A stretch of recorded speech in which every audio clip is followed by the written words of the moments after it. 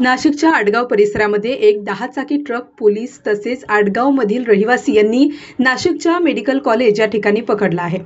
या ट्रकचा number RJ11GB0012 असा असून या ट्रकमध्ये म्हैस व गायींच्या मांसाचे असलेले 100हून अधिक गोणे आढळून आले आहेत।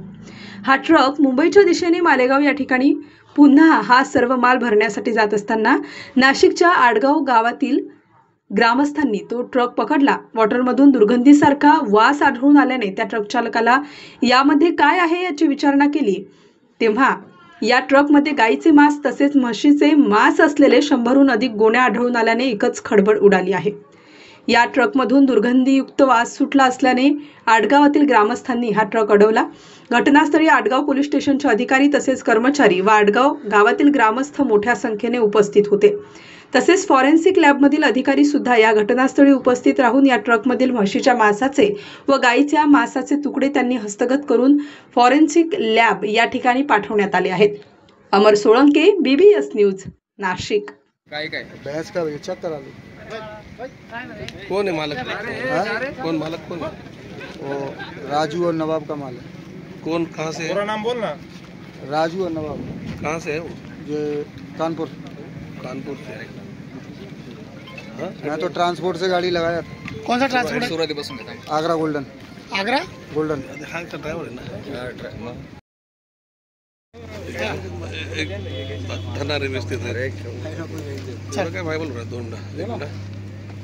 हाँ, क्या कहना चाहेंगे? आज गाड़ी पकड़ी गई है जी। आज नासिक आड़गांव नाके पे दुलिया मुंबई हाईवे पे एक ट्रक जो कुछ प्राणी का गौ या बोलो भैंस, इसका जो मांस कुल 150 बोरियों में भर के मालेगांव जा रहा था। आड़गांव के गांवकरी और आड़गांव का पुलिस प्रशासन, इन्होंने दुर्गंधी आती है ऐसा कंप्लेंट जब इनको प्राप्त हुई तो इन्होंने इस ट्रक को रोका गया। यहाँ पर अभी एक फॉरेंसिक टीम आई है, वो अभी इसकी जांच करेगी।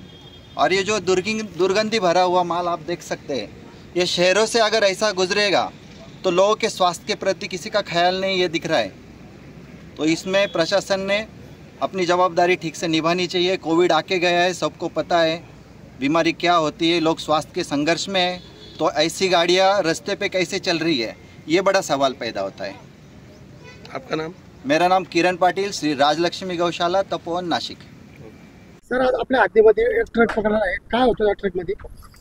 आज सकाळी पोलीस स्टेशनला माहिती भेटली होती का आडगाव ब्रिज जवळ एक ट्रक आहे 14 टायर आणि त्याच्यामध्ये एक मांसाचा ट्रक आहे म्हणून दुर्गंधयुक्त वास येत आहे। म्हणून आम्हाला माहिती मिळाल्यानुसार आम्ही सदर ठिकाणी आलो। तर सदर ठिकाणी एक 14 टायरचा ट्रक आहे, RJ11GB0012 हा नंबरचा ट्रक मिळून आलेला आहे। त्याच्यामध्ये जनावरांची कातडी आणि शेणखतयुक्त पोटातील मांस मिळून आलेलं आहे।